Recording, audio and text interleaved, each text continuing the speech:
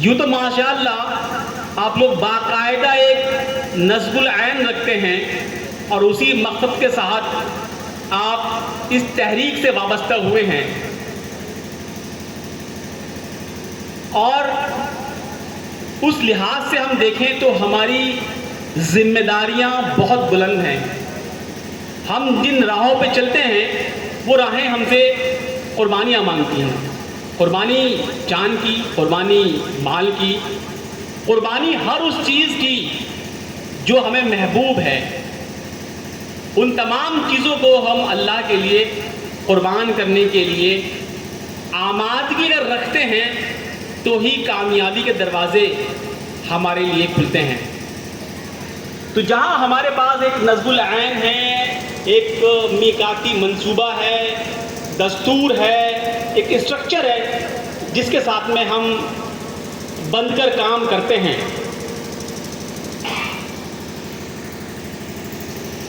لیکن یہاں ایک بڑا سوال یہ ہے کہ کیا وہ لوگ جو اس طرح کے اسٹرکچر سے، جماعت سے ہماری طرح خوش نصیبی کے ساتھ نہیں جڑے ہوئے، تو کیا ان کی کوئی ذمہ داری نہیں ہے؟ یا کیا وہ لوگ ہماری طرح اپنے رتبے بلند نہیں کر سکتے؟ کر سکتے ہیں، بالکل کر سکتے ہیں۔ در حقیقت یہ تمام تحریکیں، تنظیمیں تب وجود پاتی ہیں جب کسی انسان کے دل میں یا چند انسانوں کے دل میں اللہ تعالیٰ کا جو خوف ہے وہ ایک بلند مقام پر پہنچ جاتا ہے، جو اپنی آخرتی کامیابی کی چاہ ہے وہ بہت بلندی میں پہنچ جاتی ہے، اور انسان کے دل تڑپنے لگتے ہیں، اور آیا وہ اس فکر میں اپنے آپ کو گھلانے لگتا ہے، غمگین رہنے لگتا ہے کہ اس معاشرے کی کس طرح اصلاح ہو۔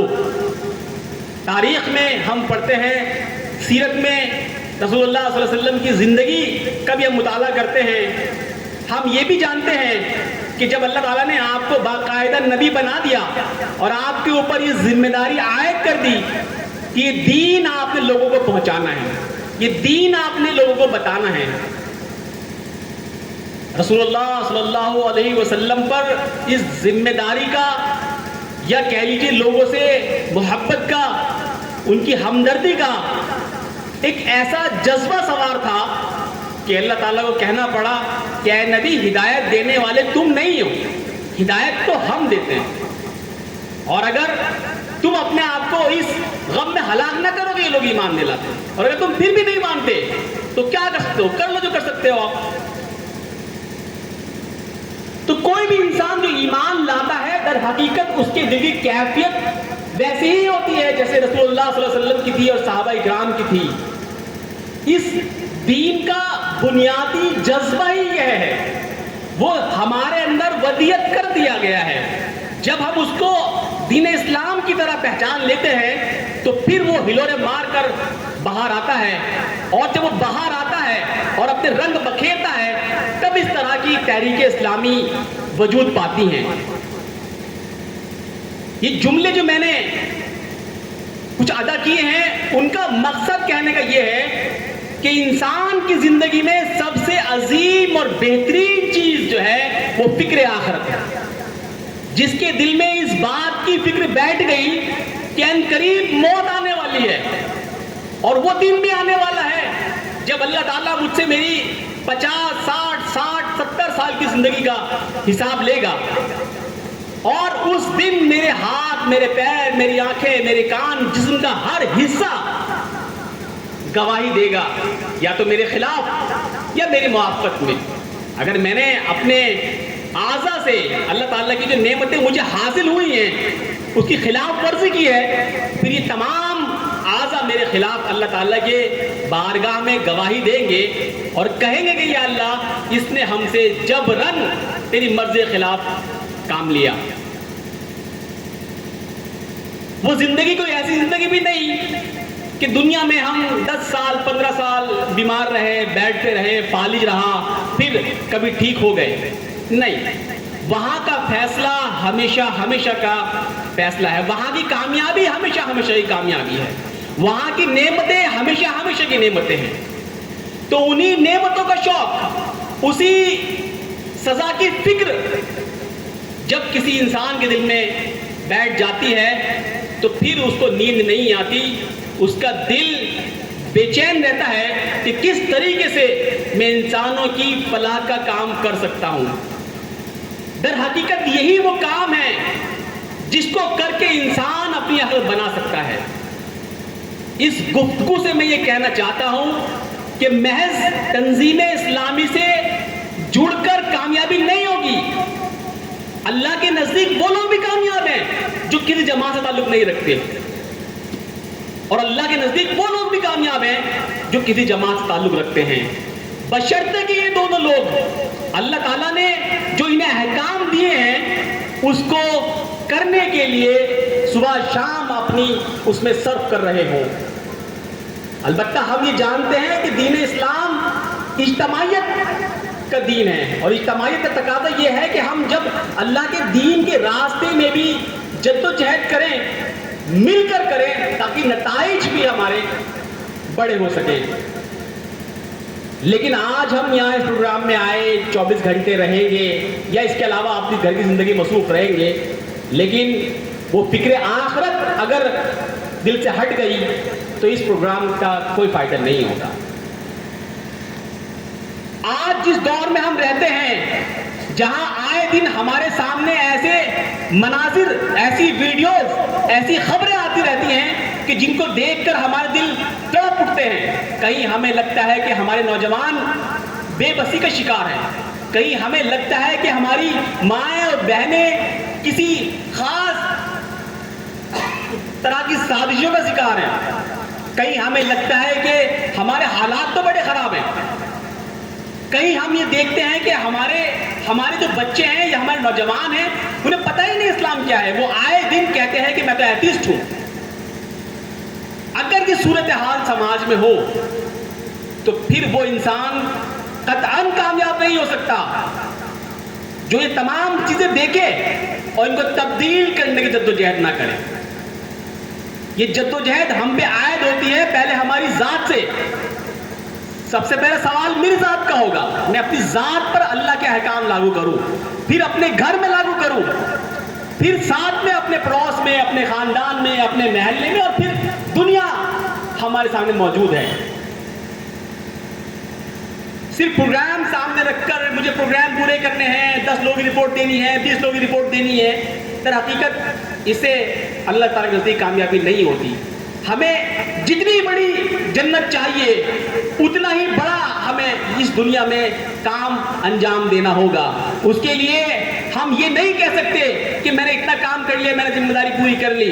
ہمیں ہر لمحہ, جیسے ہم دنیا کے لیے جب آخرت بھول جاتے ہیں اور آپس میں ایک دوسرے سے آگے بڑھ کر دنیا کمانے کی ہم ایک کشمکش, ایک کمپٹیشن آپس میں کرتے ہیں اور ایک دوسرے سے آگے بڑھ جانا چاہتے ہیں, اور ہمیں لگتا ہے کامیابی اسی میں ہے کہ اگر میں نے پورے محلے کو پچھاڑ دیا, پورے شہر کو پچھاڑ دیا. یہاں تک کہ ہم دیکھتے ہیں کہ آج پوری دنیا میں کہیں ایلن مسک کا نام آتا ہے, کہیں کسی اور کا نام آتا ہے, اور یہی جنگ کہ اول کون مالداری میں.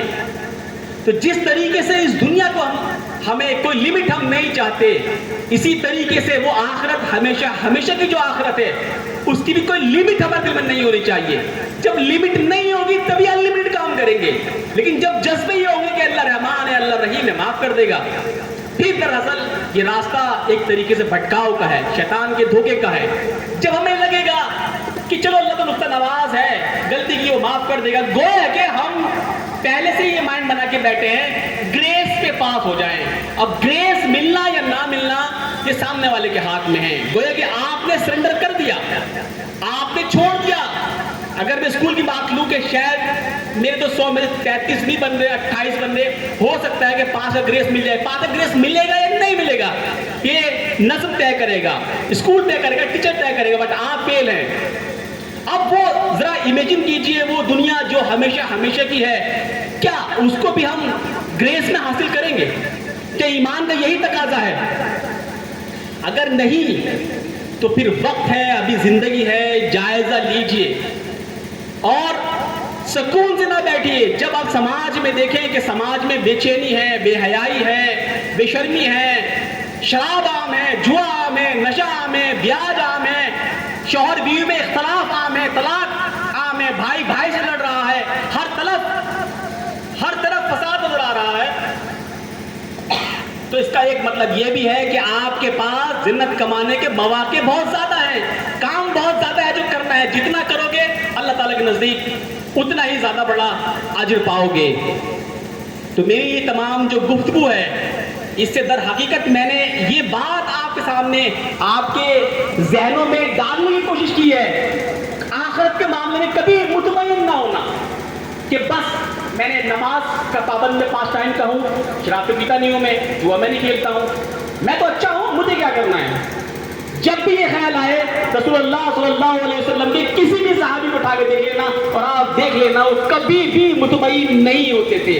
خاص کر وہ صحابی جن کے بارے میں کہہ دیا گیا کہ یہ جنتی ہیں, عمر جنتی ہے, ابو بکر جنتی ہے, علی جنتی ہے, عثمان جنتی ہے, عبد الرحمن بن عوف جنتی ہے, لیکن یہ تمام کے تمام راتوں کو اللہ کے سامنے روتے تھے, گر گڑاتے تھے, دن میں اپنی ذمہ داریاں انجام دیتے تھے.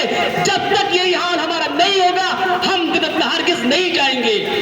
اسی طریقے سے جس طرح حضرت عمر بے چین رہا کرتے تھے, ہمیں بے چین رہنا ہے, اور یہی بے چینی انشاءاللہ کل آخرت میں سکون دے گی. اگر آپ پہ اس پر ایمان ہے تو طے کیجئے, اپنے محلے, اپنے سماج, اپنے اعتراف کے ماحول کو بدلیں گے. خاص کر جو آج جتنی بھی برائی ہم دیکھتے ہیں اس کا ایک سینٹر پوائنٹ ہے, وہ سینٹر پوائنٹ در حقیقت یہ ہے کہ امت مسلمہ نہیں جانتی اسلام کیا ہے الا ماشاءاللہ چند لوگوں کے.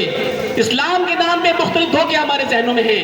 اگر آپ نے اپنے بھائیوں کی, اپنی بہنوں کی, اپنی ماؤں کی اصلاح کر دی, انہیں بتا دیا اسلام کیا ہے, ان کے دل میں احساس ڈال دیا دراصل یہی وہ دین ہے جو کامیابی کا ہے, یہی وہ راستہ ہے جہاں سکون ہے, یہی وہ راستہ ہے جو دنیا میں آپ کو آگے لے کے جائے گا, دنیا کو آپ لیڈ کریں گے. آپ کی تاریخ اس کی گواہ ہے, جب آپ اللہ کے بندے تھے تمام دنیا کے بندے آپ کے قدموں میں گر گئے.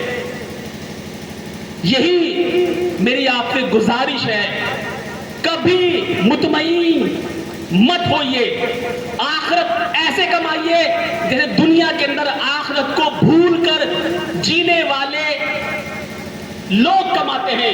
اس طرح اگر ہمارے یقین ہے آخرت ہے, اسی طریقے سے ہم کمپٹیٹیو مائنڈ کے ساتھ میں حق کمائیں. میں اس کی ایک مثال دے کے بات ختم کروں گا. جنگ تبوک کا موقع ہے, رسول اللہ صلی اللہ علیہ وسلم صحابہ اکرام سے کہتے ہیں کہ جنگ کے لیے مال لے کر آئیے. تمام صحابہ مال لے کر آتے ہیں. حضرت عمر اپنے گھر سے آدھا مال لے کر آتے ہیں اور خوش ہوتے ہیں کہ آج میں ابو بکر کو پچھاڑ دوں گا. جب ابو بکر آتے ہیں تو رسول اللہ پوچھتے ہیں کہ ابو بکر گھر میں کیا چھوڑا, تو وہ کہتے ہیں اللہ اور رسول کے حوالے کر دیا. حضرت عمر کہتے ہیں کہ اب میں کبھی ابو بکر سے آگے نہیں نکل سکتا. یعنی ایک جذبہ تھا, یہ ابو بکر ہے, یہ آخر مجھ سے آگے, میں اس سے آگے جاؤں گا. یہی جذبہ جب تک دلوں میں رہے گا کبھی کامیابی ملے گی. اور میں آخری بات یہ کہنا چاہتا ہوں, اللہ کے نزدیک یہ میٹر نہیں کرتا آپ امیر ہو یا غریب ہو, آپ کی صلاحیتیں کتنی ہیں, آپ کتنا دنیا کے بارے میں جانتے ہو, اس کے نزدیک صرف یہ میٹر کرتا ہے آپ اللہ کے کتنے اطاعت گزار, کتنے فرمانبردار ہو. اگر آپ مخلصانہ طور پر اللہ کی پوری پیروی کرتے ہیں تو اللہ تعالیٰ آپ کو بھی وہی اجر دے گا جو ہم جانتے ہیں سماج میں بڑے بڑے, یا ہم سوچتے ہیں کہ بڑے بڑے دینداروں کو ملے گا, وہی ہمیں کم صلاحیت والوں کو بھی ملے گا. اور جنگ تبوک کا موقع ہی ہے کہ ایک آدمی رسول اللہ, ایک صحابی رسول اللہ صلی اللہ علیہ وسلم کو چند کھجوریں دیتا ہے اور وہ کہتا ہے کہ یا رسول اللہ میرے پاس کچھ نہیں تھا, میں نے پورے رات ایک یہودی کے یہاں مزدوری کی, چند کھجوریں ملی ہیں. آپ بہت خوش ہوتے ہیں, اس کی بہت تعریفیں کرتے ہیں, وہ کھجوریں جو ہیں تمام مال کے اوپر انڈیل دیتے ہیں, گویا کہ یہ نگ ہے, یہ ہیرے ہیں, یہ وہ موتی ہیں. یہ ہے اسلام. کبھی مایوسی نہیں, کسی حال میں مایوسی نہیں. مایوسی اگر ہے تو وہ اس بات میں ہے کہ آپ اللہ کو بھول جائیں, اس دنیا کو سب کچھ سمجھ لیں. واخر الحمد للہ رب العالمین.